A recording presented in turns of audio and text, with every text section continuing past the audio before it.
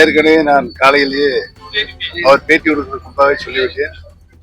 அருமை அண்ணன் செங்கோட்டையன் அவர்கள், புரட்சி தலைவர் இதயம் எம்ஜிஆர் அவர்கள் இயக்கத்தை துவங்கிய நாளிலிருந்து இன்று வரை இந்த இயக்கத்திற்காக அரும்பாடுபட்டு வருகிறார். பல்வேறு சூறாவளி சுனாமிகள் இயக்கத்திற்கு வந்தபோதும் நிலையாக ஒரு நிலையில் நின்று இந்த இயக்கத்தை வளர்ப்பதற்காக அனைத்து மக்களையும் அரவணைக்கும் நோக்கோடு அவர் பாடுபட்டிருக்கார் என்பதை நாமெல்லாம் நன்றாகவே அறிவோம். அவர் எந்த நடவடிக்கை எடுத்தாலும் கழகம் ஒருங்கிணைக்க வேண்டும்.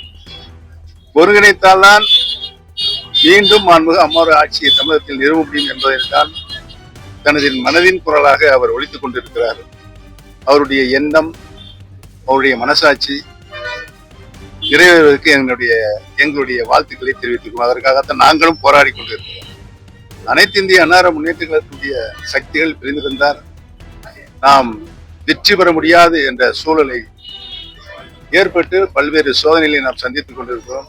கழகம் பிரிந்த நாளிலிருந்து எந்த தேர்தலிலும் வெற்றி பெற முடியாத ஒரு சூழல் கடந்த 4-5 ஆண்டுகளாக நடைபெற்றுக் கொண்டிருக்கிறது. அந்த நிலையை மாற வேண்டும் என்றால் கழகம் இணைய வேண்டும் என்பதுதான் எங்களுடைய போராட்டத்தினுடைய குழு வடிவம் என்பதை தெரிவித்துள்ளோம்.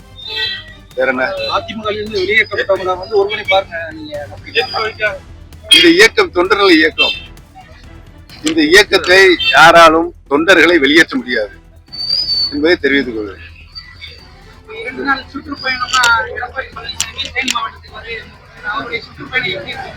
நீங்களே சொல்லலாம், நீங்களே சொல்லலாம்.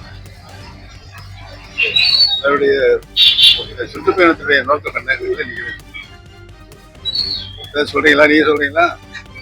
தமிழக அரசியல் களத்துல முக்கியமா பார்க்கப்படுறது செங்கோட்டையன் அவர்களுடைய செய்தியாளர் சந்திப்பு.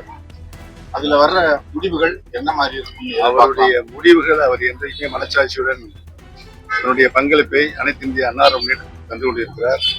அவருடைய கருத்துக்களுடைய முழு வடிவமே அனைத்து இந்திய அன்னார முன்னேற்ற கழகத்துடைய பிரிந்து கிடக்கிற சக்திகள் ஒன்றிணைய வேண்டும் என்றார். ஒன்றிணைந்தால்தான் வெற்றி பெற முடியும் என்ற சூழல் இருக்கிற காரணத்தினால் அவர் தனது குரலின் மனதின் குரலை வெளிப்படுத்திக் கொண்டிருக்கிறார். அவருக்கு பக்கபலமா நம்ம இருப்போம் சொல்லுவாங்க.